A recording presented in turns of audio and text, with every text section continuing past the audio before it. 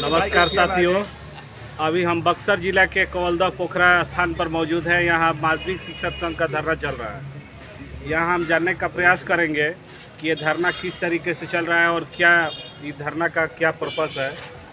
सबसे पहले हम आपका परिचय जानना चाहेंगे कि अपना परिचय दीजिए। मेरा नाम अजय कुमार चौबे हुआ, राज हाई स्कूल में शिक्षक हूँ।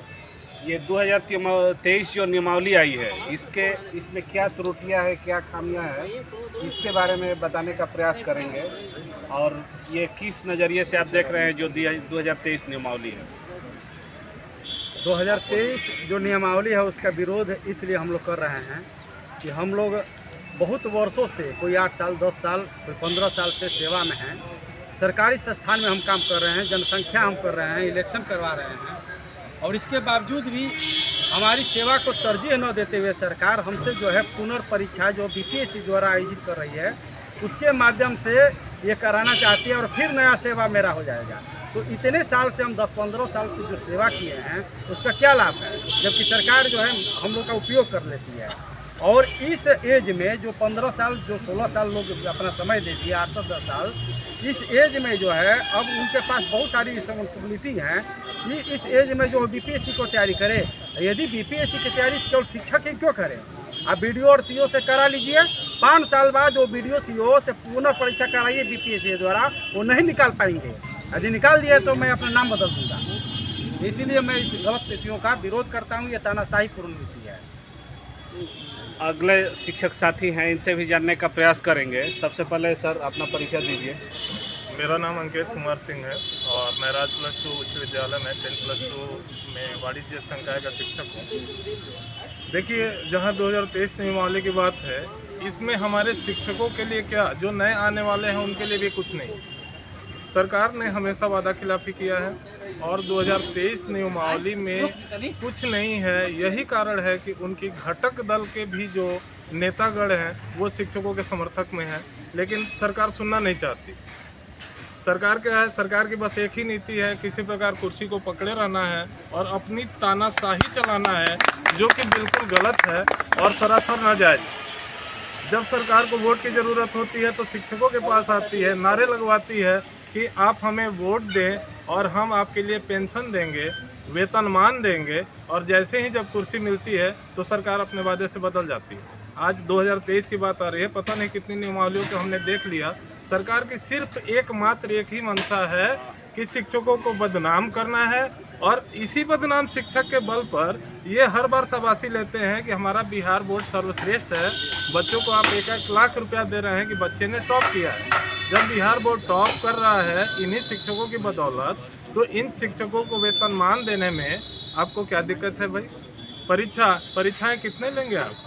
आपने प्रशिक्षण की बात की, टेट का एग्ज़ाम लिया, स्टेट का एग्ज़ाम लिया, सीटेट करा लिया, और अब आज आप फिर कहते हैं बीपीएससी का एग्ज़ाम, और उसमें आपकी आयु सीमा शिथिल की जाएगी। मैं सरकार से ही पूछना चाहता हूँ कि जो आप बीपीएससी और यूपीएससी का एग्ज़ाम लेते हैं तो फिर उसमें 30 साल, 37 साल, 40 साल आपने क्यों रखा है? उसको भी शिथिल कर दें, उसमें भी नकारात्मक अंक का प्रावधान करें। तो वहाँ तो नहीं है। नियम बनाने के लिए आप हैं कि जब से हो रहा है ना कि एक होता है रनिंग में, फिर स्टार्टिंग से शुरुआत कीजिए। आज फिर उनकी वही बात है ना कि आप बीपीएससी का एग्ज़ाम दीजिए और उसमें भी वेतनमान मिलना नहीं है। सिलेबस से सारे क्वेश्चन बाहर के आएंगे, क्योंकि नीतीश कुमार जी की वक्तव्य सुनिए, उन्होंने क्या कहा, अब की तो सरकारी नौकरी दे देंगे। वहाँ देखिए कितना व्यंग भाव है उनका, साफ साफ दिखाई देता है कि वो शिक्षकों को देना ही नहीं चाहते। उसके बाद कुछ देना नहीं चाहते हैं। एकमात्र है शिक्षकों को बदनाम करना। दूसरी बात है, जो नए अभ्यर्थी हैं ये 2 लाख दिखा रहे हैं। मैं अभी बता रहा हूँ, एग्ज़ाम ले लेंगे तो 2 लाख ही नहीं, उनका 10 या 20 हज़ार भी सीट नहीं भरेगा, क्योंकि वहाँ भी उनको भी नौकरी नहीं देनी। बस उन्हें अपनी रोटी सेकनी है, और वो जानते हैं कि कल को क्या होगा, बीजेपी के साथ जाएंगे, नहीं तो इनके साथ जाएंगे। भाई कुर्सी पे हम ही रहेंगे, चाहे मेरे पास 10 ही विधायक हों। तो अब ये चलने वाला नहीं है।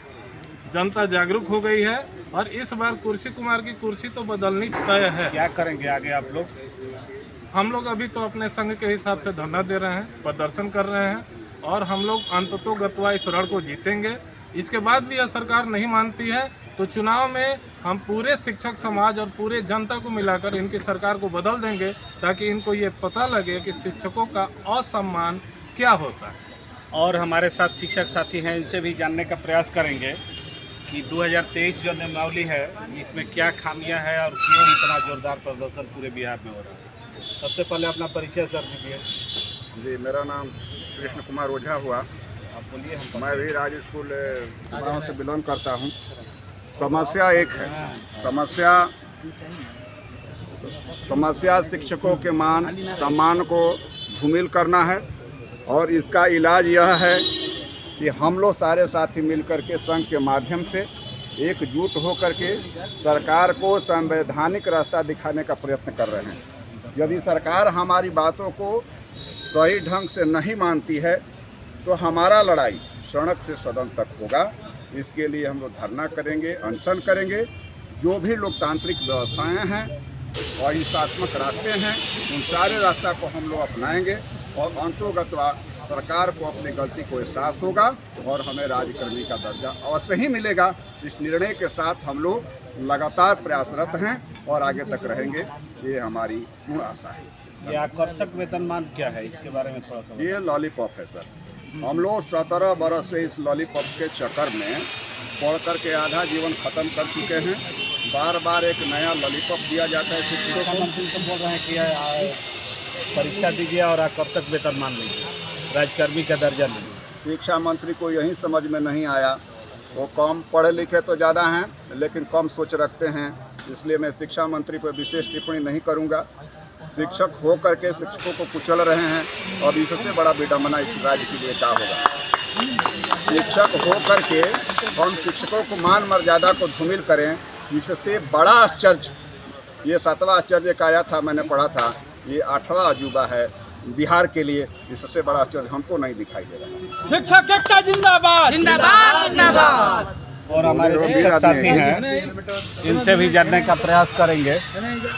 2023 नियमावली के बारे में थोड़ा सा बताने का प्रयास करेंगे। देखिए, ये नियमावली पूर्ण रूप से एकदम शिक्षकों को जलील करने के लिए बनाए हैं नीतीश कुमार। सबसे बड़ी बात है कि हम लोग 2014 से शिक्षक हैं और आज अगर 2023 शिक्षा नियमावली जो है अगर BPSC हम कंप्लीट भी कर जाते हैं, ये सर लेंथ ऑफ सर्विस जो है हम 10 वर्षों से काम कर रहे हैं, हम 0 कर दिया जाता है। दूसरी बात ये है कि हम लोग को 9300 का स्केल दें।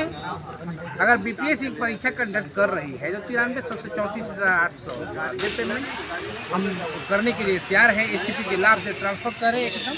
ये केंद्रीय स्लैब में है ही नहीं 32,000 वाला, इसलिए हम लोग एकदम पूर्ण रूप से इसका विरोध कर रहे हैं। शिक्षक से मांग क्या है असली में, जो आप लोग प्रदर्शन कर रहे हैं, तो इसमें मांग क्या है? देखिए, असली मांग ये हम लोगों का है कि ये पूर्ण रूप से राज्यकर्मी का दर्जा दे दी, क्योंकि जो हम लोगों की बहाली हुई थी या बहाली हुई है बिहार सरकार के नियमावली के तहत ही हुई है। अब बार बार हम लोग परीक्षा दे, बार बार नए नए नियमावली का सामना करें, पूर्ण रूप से गलत है। पूरे बिहार की शिक्षकों का सबसे बड़ी मांग है कि पूर्ण रूप से राज्यकर्मी का दर्जा दे, और जो नई बहाली लेने जा रहे हैं वो BPSC की तहत ले, अच्छी बात है। लेकिन हम लोगों का पूर्ण रूप से 10 वर्ष 15 वर्षों से, कोई 17 वर्षों से भाई बहन नौकरी कर रहे हैं, तो उसको देखते हुए राज्यकर्मी को दर्जा दे, क्योंकि पढ़ाई पठन एक प्रक्रिया है और 10-15 वर्षों का 16 वर्षों से पढ़ने के मूड में नहीं है। अगर पढ़ने के मूड में हैं तो ये लेंथ ऑफ सर्विस को काउंट करें, इसको बर्बाद न करें। इस सर्विस को काउंट करके प्रधानाध्यापक का बहाली प्रधानाध्यापक BPSC के द्वारा कंडक्ट, तो लेंथ ऑफ सर्विस हुआ न कंडक्ट इसमें भी। हाँ, ये लोकतांत्रिक प्रक्रिया के द्वारा जो है वो अच्छी बात है, लेकिन मूल रूप से मैं इस नियमावली का विरोध कर रहे हैं। और जो हम लोगों का बहाली 4 लाख हुई है, तो पूर्ण रूप से राज्यकर्मी के दर्जा दे दे और नई बहाली जो है वो BPSC के द्वारा ले, उसमें कोई दिक्कत नहीं है। पूर्ण रूप से राज्यकर्मी का दर्जा दे दें सरकार, यही शिक्षकों का डिमांड है। और ये बगल में शिक्षक साथी हैं, इनसे भी जानने का प्रयास करेंगे कि 2023 नियमावली क्या है, क्या त्रुटि है। सबसे पहले सर अपना परिचय दीजिए। मैं मदन सिंह उत्कर्मित उच्च विद्यालय बरना से हूँ, और ये 2023 जो नियमावली है, इस नियमावली को मैं घोर निंदा करता हूँ। ये नियमावली जो बनाई गई है, हम निंदा कर रहे हैं इसलिए कि इस नियमावली में कुछ है नहीं। ये सरकार नियमावली तो कह रही है कि नियमावली में परीक्षा दीजिए और राजकर्मी का दर्जा लीजिए, तो क्या राजकर्मी का दर्जा नहीं चाहिए? देखिए, राजकर्मी का दर्जा हमें चाहिए, लेकिन परीक्षा कितना परीक्षा हम देंगे? आज मेरा सर्विस 8 साल बचा हुआ है, 8 साल मेरा सर्विस बचा हुआ है और ए टेट पास किए, सी टेट पास किए, बी टेट भी हम लोग पास किए थे, परीक्षा देकर ही हम लोग पास किए। लेकिन आज फिर कह रही है परीक्षा दीजिए, तो परीक्षा देने की बात है, हम लोग ठीक है परीक्षा देंगे, परीक्षा से हम लोग नहीं भागने वाले हैं। लेकिन बात यह है कि ये जो चाइनीज वेतनमान है इसको न दें, 9300 का जो है ये स्केल जो है उसको सरकार दे, फिर हम लोग परीक्षा देने के लिए तैयार है। लेकिन सरकार की मंशा है कि हम शिक्षकों का परीक्षा लें, उनको जलील करें, उनको अपमानित करें, और सरकार कहती है कि ये शिक्षक जो है योग्य नहीं है। लेकिन हम शिक्षक अगर योग्य नहीं रहते तो ये रिजल्ट क्यों इतना अच्छा रहा? बिहार में टॉपर रिजल्ट देखिए, मैट्रिक रिजल्ट देखिए, इंटर का रिजल्ट देखिए, कितना बच्चे टॉप आ रहे हैं। आज ये शिक्षक अगर योग्य नहीं रहते, यही शिक्षक पढ़ाते हैं और इन्हीं के बदौलत ये जो रिजल्ट है अच्छा रिजल्ट आ रहा है। तो ये नियमावली जो है हम लोगों के लिए तो बिल्कुल एकदम, रिजल्ट इतना अच्छा आप लोग दे रहे हैं तो भी क्यों सरकार आप लोगों से इतना नाराज हुई? सरकार नाराज इसलिए हुई है, सरकार अपने आप स्वयं ये डूबना चाहती है, ये सरकार डूबना चाह रही है। शिक्षक जिनको चाहेंगे उनको निश्चित रूप से डुबा देंगे। आज शिक्षक जो है जिनको चाहेंगे उनको सत्ता में ला देंगे, इसका प्रमाण है।